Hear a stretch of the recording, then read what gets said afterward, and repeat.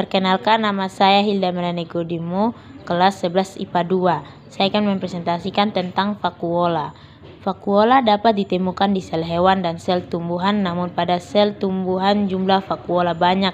Berbeda dengan tumbuhan, pada sel hewan sendiri tidak semua jenis vakuola mempunyai vakuola. Fungsi dari struktur-struktur vakuola pada sel hewan adalah yang pertama, membran sel.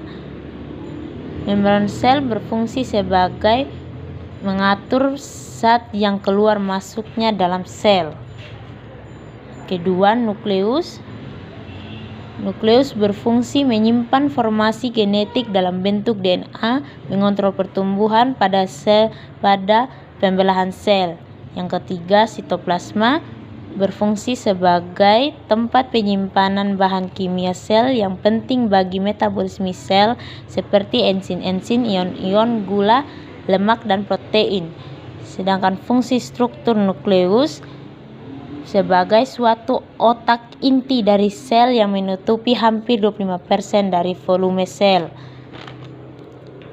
Sedangkan fungsi struktur badan Golgi berfungsi membentuk kantong atau vesikula untuk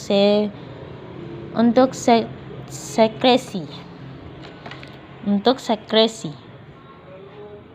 Sedangkan fungsi mitokondria pada sel hewan yaitu berfungsi sebagai penghasilan energi. Yang berikutnya, fungsi vakuola sendiri pada sel hewan yaitu mengumpulkan zat sisa dari metabolisme. Yang berikutnya, fungsi lysosom pada vakuola dari sel hewan adalah berfungsi mencernakan makanan. Sedangkan retikulum endoplasma berfungsi sebagai memproses sekaligus sarana transportasi protein, transmembran, dan lipid untuk membran sel beserta sebagai komponen sel.